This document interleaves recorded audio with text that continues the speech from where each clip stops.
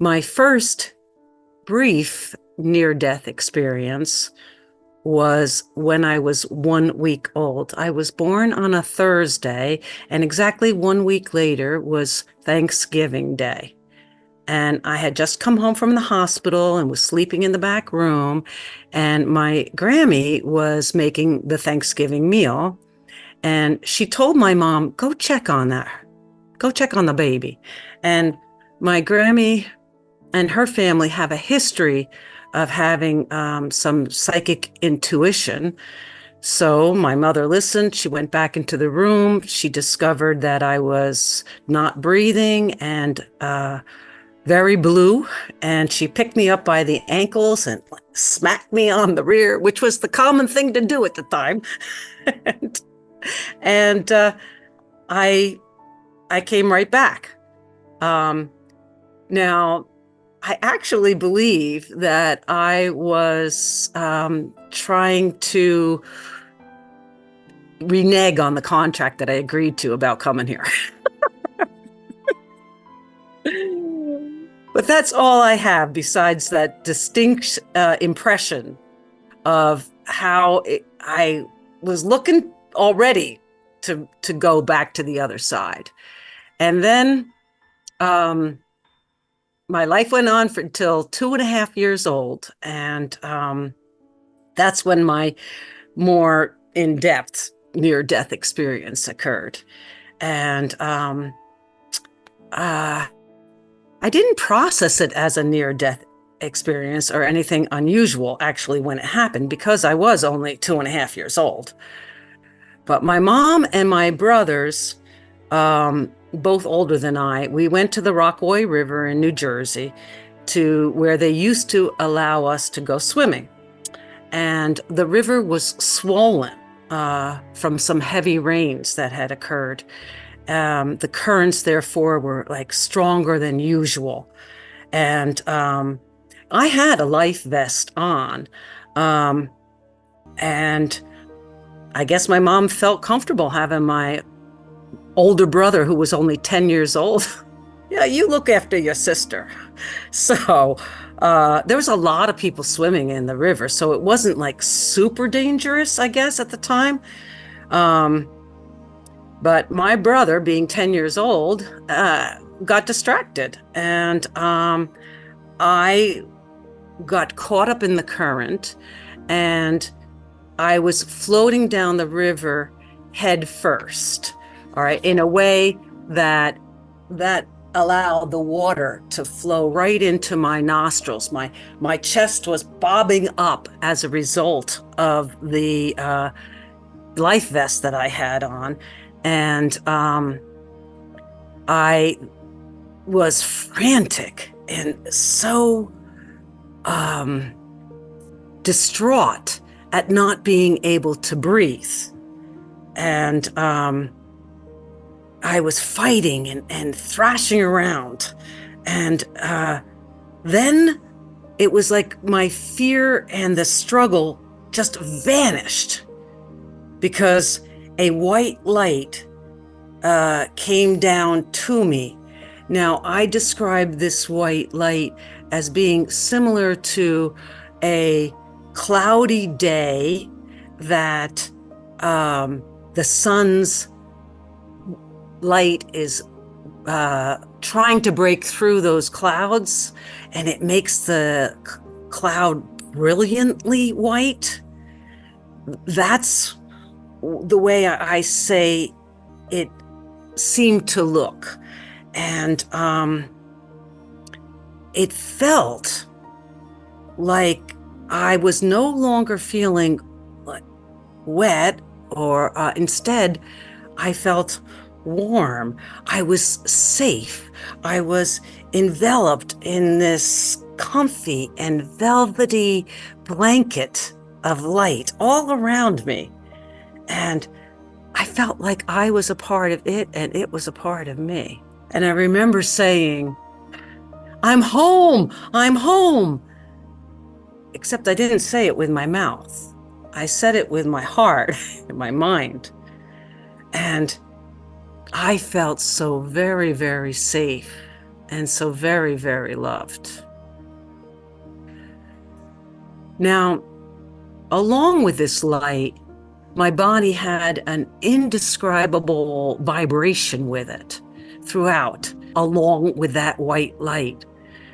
And the connection to that light and that humming type of vibration was a union of love greater than I've ever felt before or since.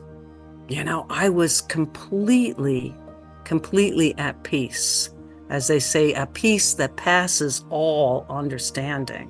And the next memory I had was I was suddenly up on the shore, you know, coughing out water, cold and confused because I was away from the comfort and the safety of that vibrational light that I had just been in. However, a communication channel was opened up, you know, shortly after my experience. And I was always very reluctant to tell anybody about this, so now I'm telling everybody. But I heard angels singing, and the angel voices, they were always a little bit distant. They weren't like exactly in my ear, you know. The music that they make is unlike any music that we hear here on earth. The angels use the vibrations and the voices, their music, to raise our vibration or my vibration. But at that time, because I remember being able to hear them when I was feeling lonely and scared. So it was like a reassurance of that connection that I had back when I was 2.5. You know, I could just say that another thing is that as you allow yourself to connect to the angelic sounds, they raise higher and higher in that vibration. So they'll start, it's like, again, like the light coming to me started with the level I was at. Each time I had a little angelic uplift, it was reminding me, of course, of that peace and love that I had with the connection that I had in the near-death experience. And after my near-death experience, I kept like a longing to connect back to that light. My dreams became prophetic, and I gained an imaginary playmate too. She looked like me. And, you know, I was so young. I just thought that everybody, you know, could hear singing angels and fly in their dreams and had playmates that were invisible to others. I didn't know any different. And guess nobody was asking me about it, you know. That is until like one day when I was in Sunday school, and I was 5 years old. So that's 2.5 years since the experience. And the Sunday school teacher was speaking about heaven, and I like literally jumped up out of my chair, you know, I can't wait to get back there. I can't wait to get back there. And the teacher was like completely disturbed about this and thought that I was suicidal. And so she reported it to my parents, and my parents were like horrified by it and so embarrassed that they reprimanded me to a point of me feeling ashamed, you know. And so I learned, you know, that it wasn't okay to talk about my spiritual experiences. So in many ways, they started to fade. And, you know, I would hear the angels less and less. The imaginary playmate stayed longer. The flying in my dreams stayed longer. And the visions that I get in my dreams, I can say I still have, because, you know, know that a connection was made when I spent time in that light and shared the vibrations that I don't understand, but I know is true. A pulsing, like in a system, back and forth. And yes, I did not recognize it as an NDE. It was more like the angel singing to me that helped, there was a change. I didn't have that before.